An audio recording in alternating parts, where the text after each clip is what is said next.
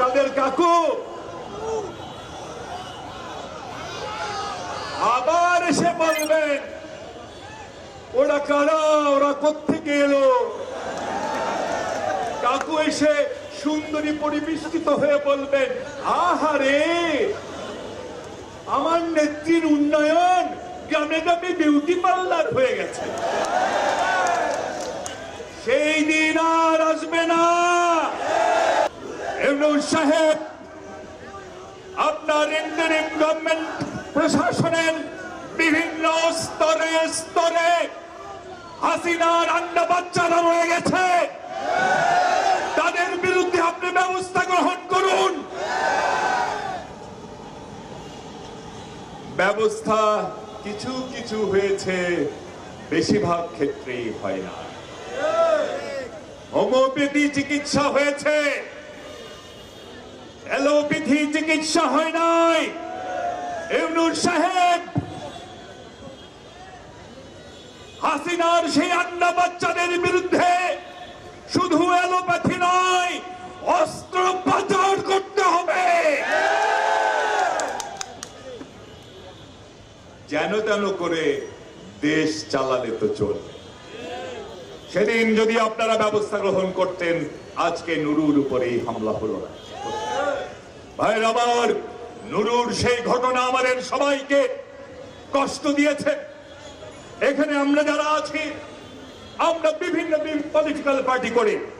আপা এসে আবার বলবে ইউনূসকে পদ্মা সেতুর নিচে চুবানি খাওয়াবো।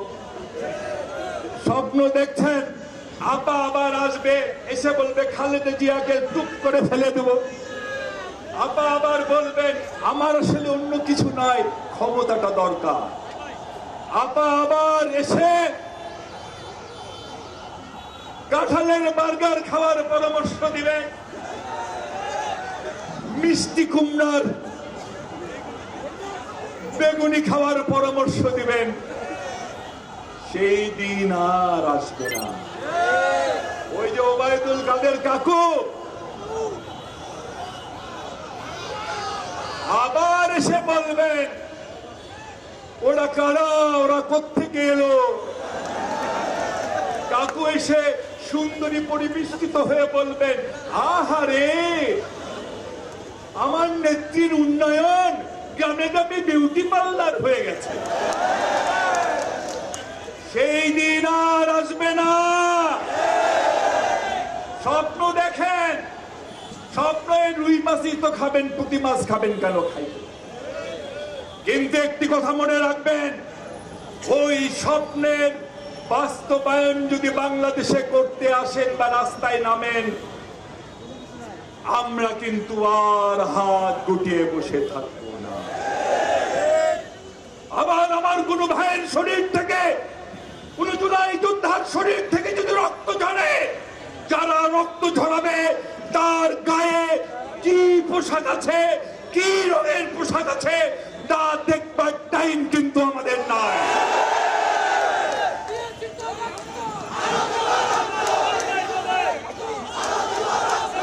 আর একটা কথা বলবো, নরেন্দ্র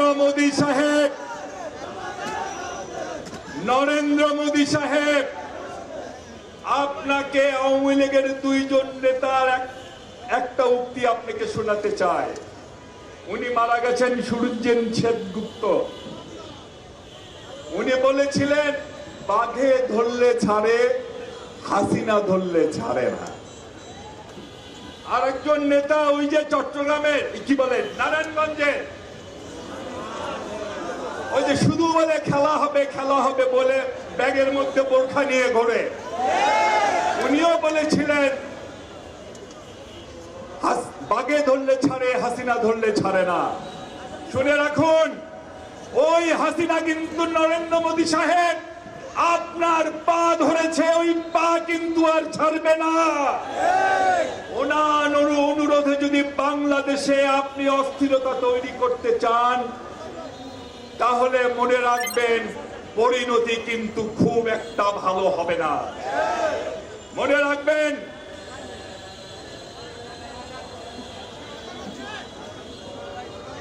আচ্ছা বক্তব্য আর দীর্ঘায়িত করতে চাই না। ইউনূস সাহেবকে বলবো, নির্বাচনের ঘোষণা দিয়েছেন, সেই ঘোষণা যেন বাস্তবায়িত হয়। বাংলাদেশের জনগণ দেখতে চায়, এটা নিয়ে কোনো টালবাহানা বাংলাদেশের জনগণ মানবে না।